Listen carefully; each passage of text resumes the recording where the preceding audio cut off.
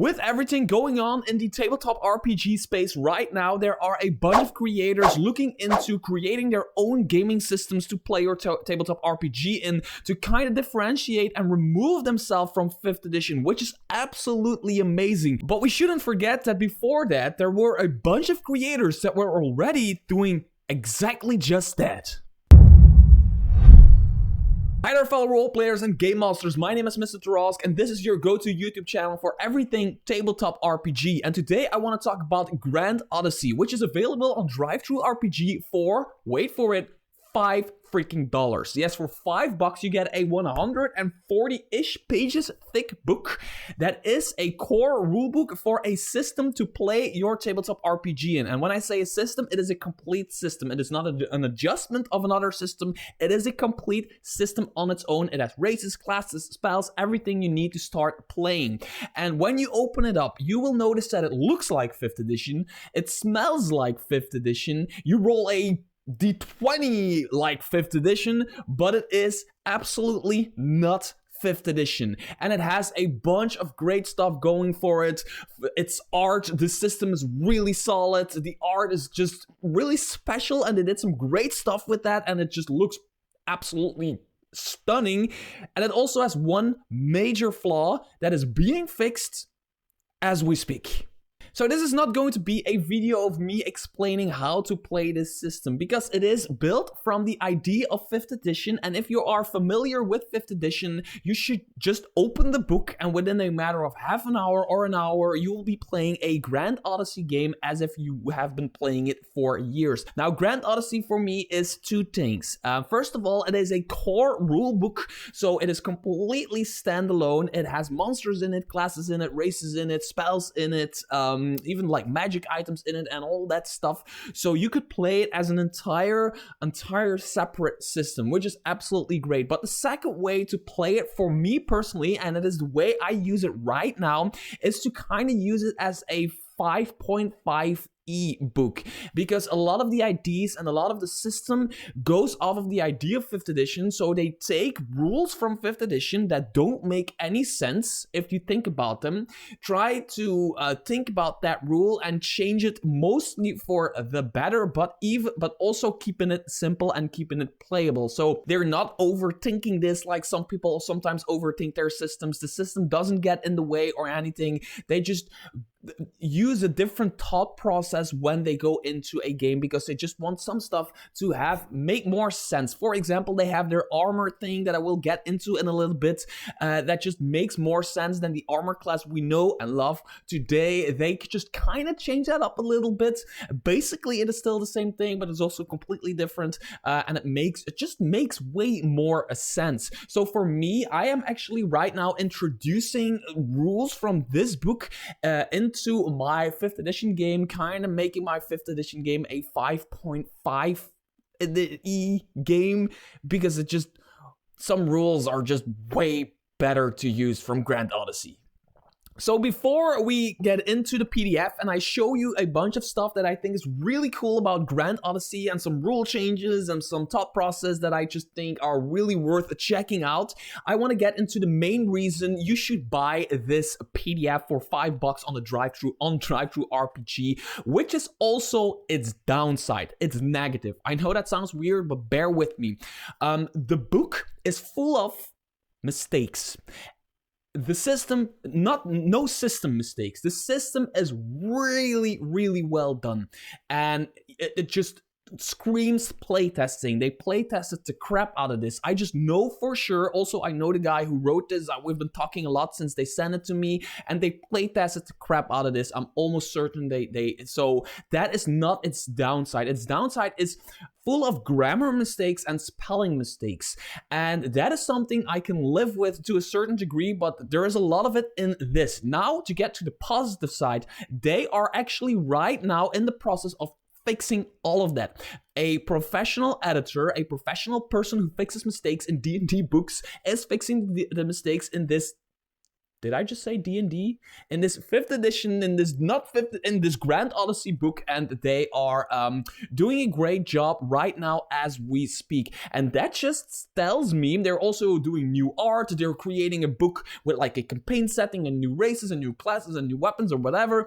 And that just tells me that they're putting every single dollar, or almost every single dollar they earn from this project, back into the project to make an incredibly cool system that is going to have great grammar, great spelling, already has great artwork, but there's more coming. So that is for me a really important reason to buy the book from Drive-Thru-RPG, because you get a great system that absolutely works, but you also get to support a small creator that is putting their time and their effort and their money into creating a great system for your table. So opening the PDF, I immediately noticed that the cover image, this one right here, is missing from the PDF. So I already sent a message to Jeffrey, whose name is on the top right here, to tell him that, and he's probably going to fix that, I guess, probably, because he's really, really into fixing his PDF, into making it the best it can be. So let's just scroll down, and there's this old rotten tree, and there's a little village in the tree, which will make sense in a bit, I promise,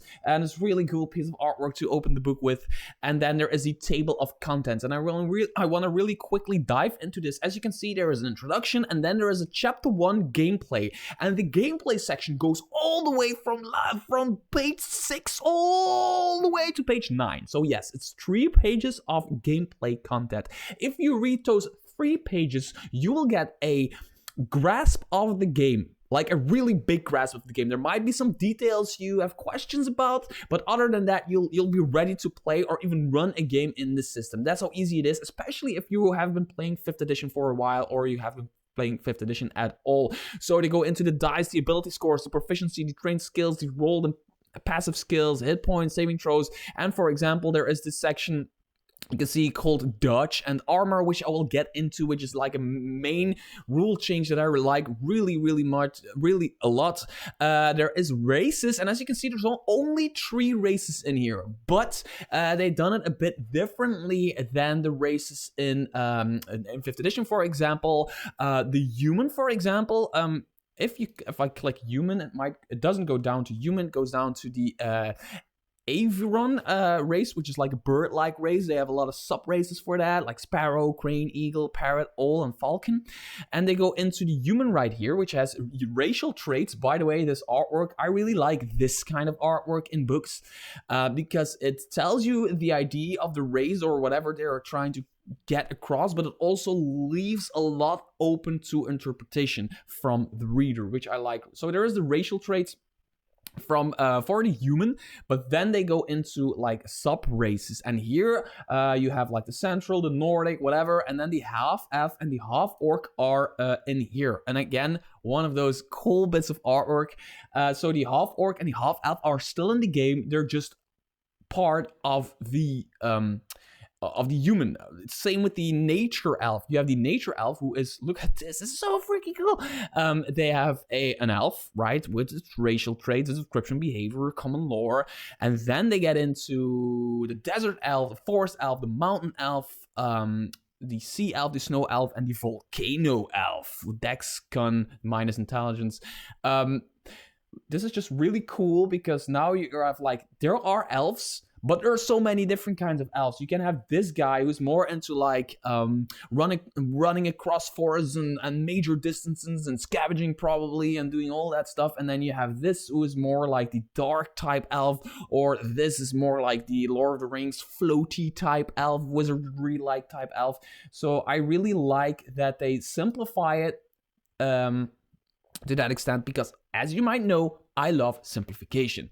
There's character creation, entire section on character creation, how to create your character. There is an entire section on magic, which I will get into in a little bit. There are some gods, equipment, starting an adventure, combat, and all of that stuff. There's even a few monsters in here.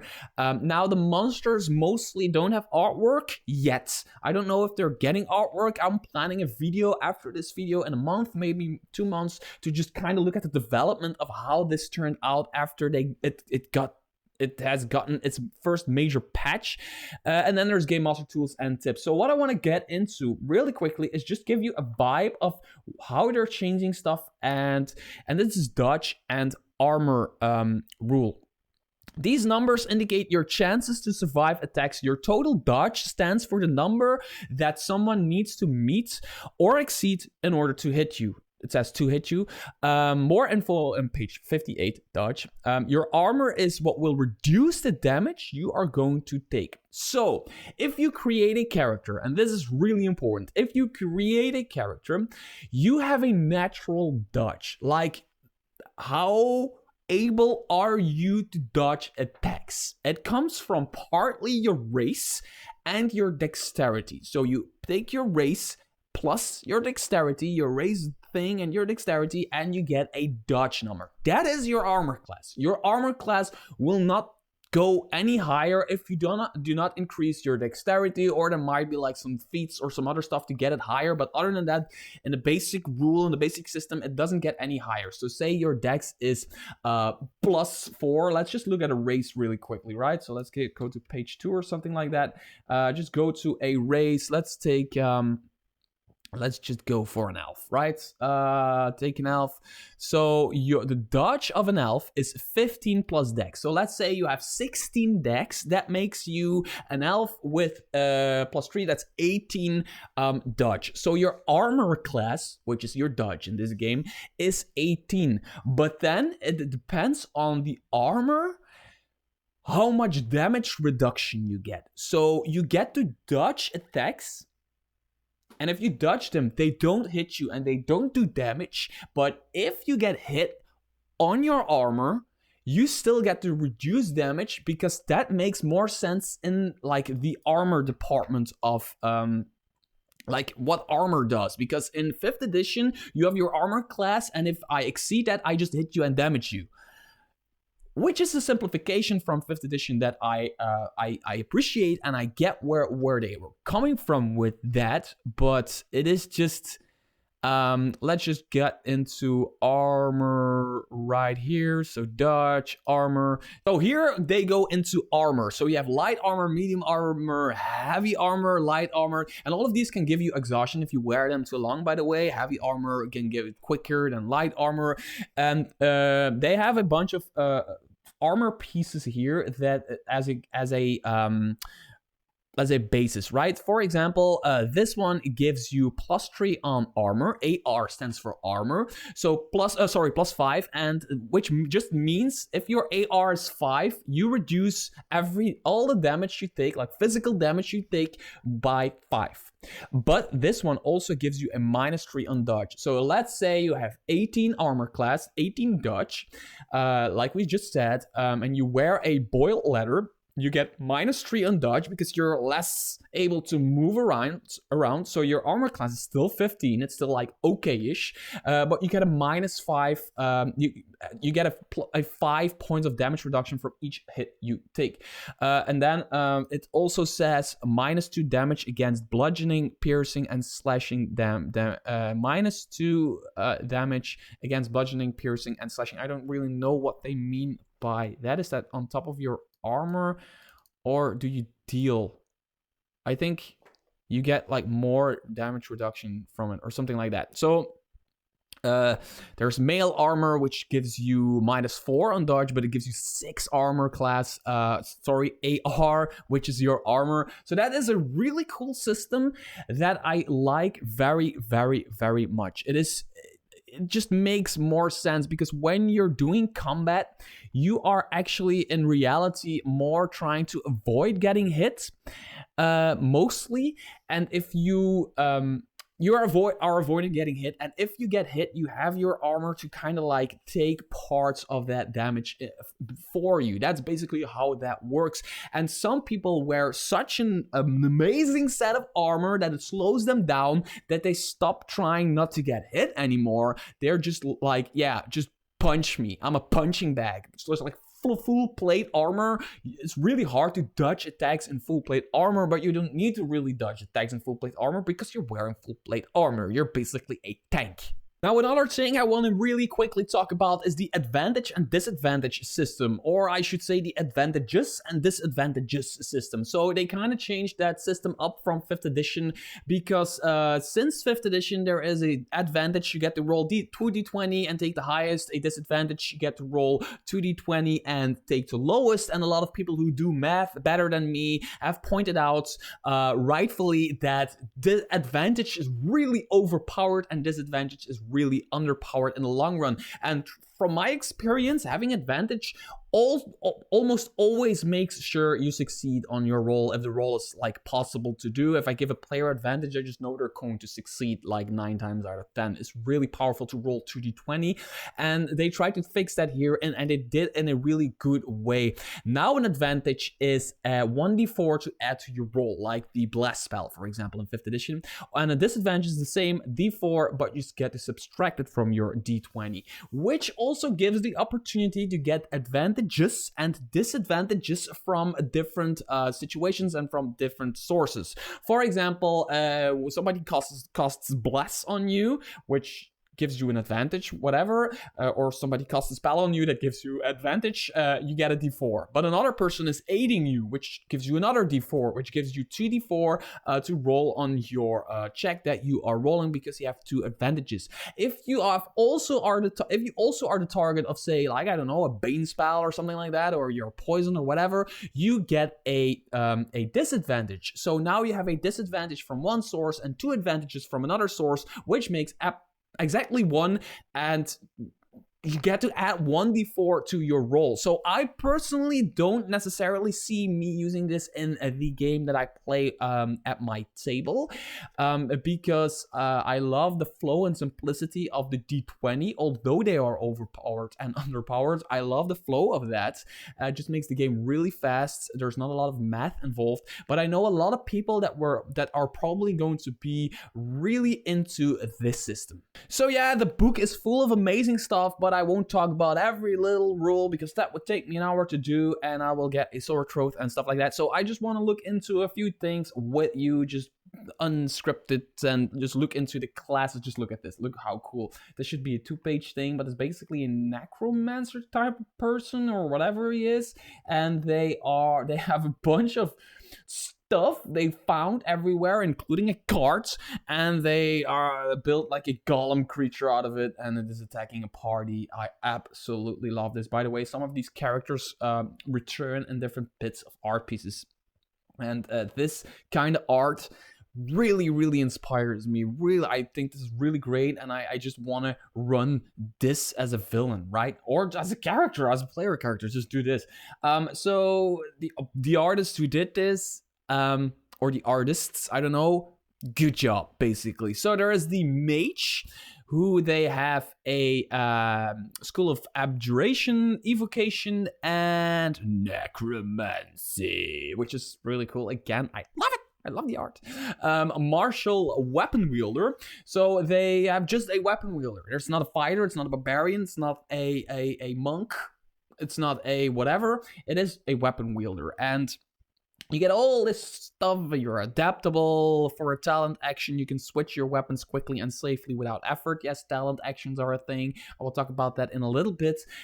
So there's a bunch of artwork just to show you like what a weapon wielder can mean. You can be like this little person, kind of small girl with a bow and arrow. You can have this other little gnomish person with 2 daggers, or you can be like this badass woman with a broadsword, which scares the living crap out of you, because there is subclasses. One is the executioner, one is the battle mage, which probably kind of like the eldritch knight, right? And the blade master, and they also have the priest. So with having these, they kind of have like that trinity going on, that RPG trinity thing going on. They have the spellcaster, they have the DPS/tank person, and they have the healer support class covered. So that's really cool. There is the priest, do they get subclasses? Oh, there's also the ranger. I forgot. There's also the ranger. Sorry.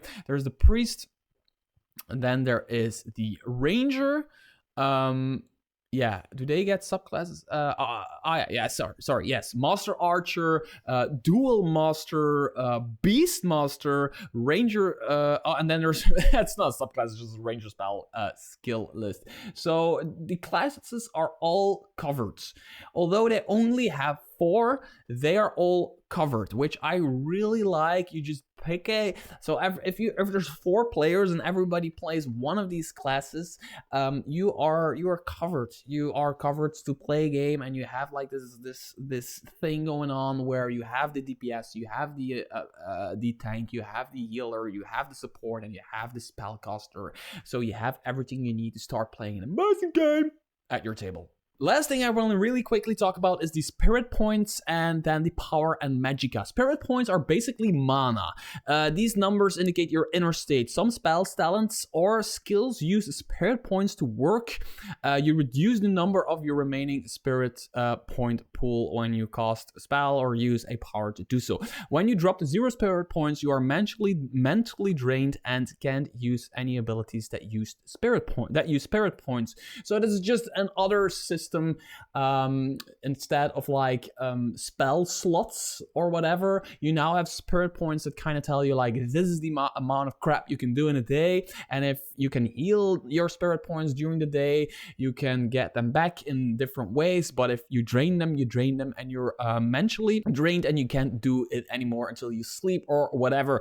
Then there's power and magica, which I really like. Power and magica are the number indicating the minimum of damage you will do. Power for physical attacks, bow and arrow, striking an enemy, whatever. Magica for magical attacks, casting a spell. Add the respective number to the attack damage to have your total amount. So if an attack says you deal 1d6 plus strength damage and you roll 5 and your power is 3, then you do 1d6 plus what was I saying? So yeah, you just do that as an extra bit of damage on top of the damage that whatever you are doing does, which gives you a minimum of damage you are doing. And I really like that. I like that there's a minimum of damage, because sometimes, in my opinion, it just doesn't really make sense. I've been thinking about this a lot for the past couple of years. It just doesn't make sense to if a character does one. If you're holding a broadsword, say, and you swing at somebody and you hit them, you're never doing like 1 damage, right? You're always doing a minimum amount of damage. Even if you hit with the flat side of your broadsword, it is a broadsword. It has a lot of speed to it. It has a lot of, I don't know, torque coming at you. It does a minimum of damage, and I really like that. There's just this little bit that I just now talked about that completely changes your game to make more sense than in 5th edition. And that is basically it for Grand Odyssey. No, I'm actually lying. The book also has monster stat blocks. The book also has game master tips. The book has information about gods. The book has a character sheet in the back. The book has, what am I forgetting? Even like a list of consent you can mark and check with your players at your session 0 to see if there's any subjects you don't want to include in your game. It is 140 pages thick. It has spell lists. There's backstories. There's languages. There is, I don't know, all kinds of stuff in here that I haven't had the time to talk about because that would make this video way too long. But make sure to pick it up if you're looking for a new system or inspiration to use different types of different rules in your 5th edition game. Pick this up for $5 freaking bucks. It only costs you $5 right now, and all of that money is being invested into new artwork, new lore, fixing mistakes, all of that stuff to make Grand Odyssey the best it can be. Until next video, bye-bye.